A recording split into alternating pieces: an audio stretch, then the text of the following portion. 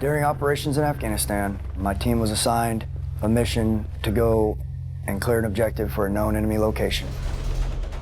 Upon approach, we immediately began receiving small arms fire, and I made the call that we weren't going to be able to move any closer without significant danger or casualties. My team made a decision to use the M72 to engage the building where the enemy combatants were firing at friendly forces from. If we had to move up without the capability of the M72, there would have been inherent danger, and we probably would have sustained casualties.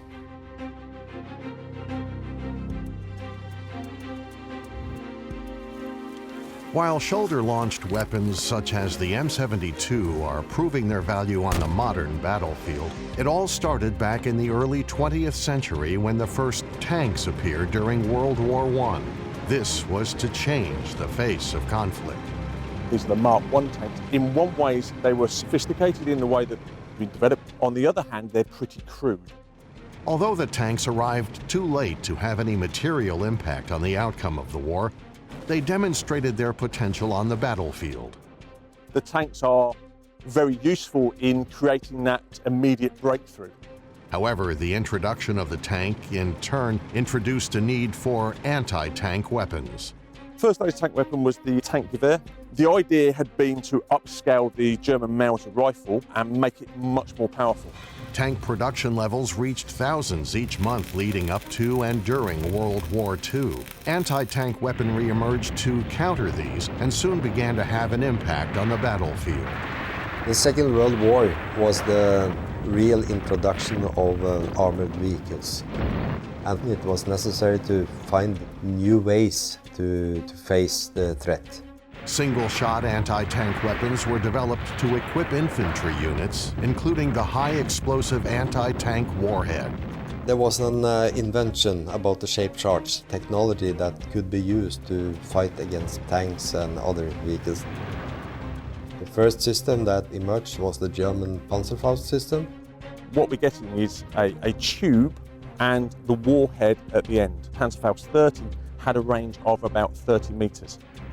Among the first generation of rocket-propelled anti-tank weapons was the man-portable American Bazooka. The key thing looking at the Bazooka is to allow the propellant to burn all within the tube. And that allowed them to have a far better accurate weapon that could fire out to about 100 meters in range.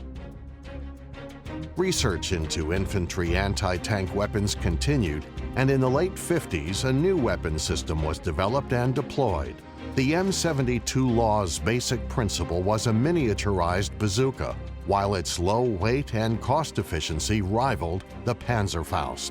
The background for Norway to start manufacturing the M72 was based on a need from the operational defense forces. That was the same need was identified by several NATO countries. The production was located to Norway in the early 60s, and the first deliveries were made in 1966. Production was soon underway in the US, Norway, and several other allied countries, and on paper it was ideal for the battlefield. However, when the U.S. Army debuted in the Vietnam War, the M72 was not the success they had been hoping for. The M72 didn't work because the rockets just fell out, and some of the system, when it hit the target, they didn't function at all, and when it functioned, it didn't penetrate. The best example was the battle at Lang Way, where the American troops had got a small number of M72s. And it did not function very well, so the Americans was basically overrun in that battle. Following these setbacks, major revisions were needed to improve the weapons system and restore confidence in the M72 LAW on the front lines. The major design improvement on the rocket motor is that they have been bigger, so you can reach further, but also based on the propellant it's been produced, to make it much safer, so it don't explode when the user fires them.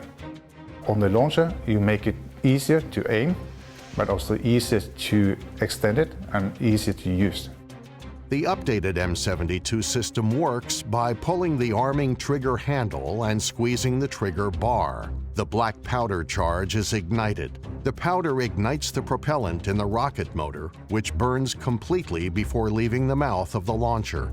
The rocket propels the warhead forward without significant recoil.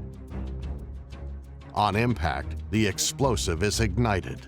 The conical-shaped charge uses the Monroe effect to focus the explosion and forms a high-velocity superplastic jet of metal penetrating the thick tank armor. The M72 has returned to almost every ground conflict since Vietnam. Recent conflicts, including the Afghanistan and Iraq wars, have presented new challenges that require flexible weapon systems. The challenges for the soldiers today is during urban warfare, you're dealing very short range to the target. The M72 evolved by implement IM explosive, do safe use, but also a launcher which is much more robust.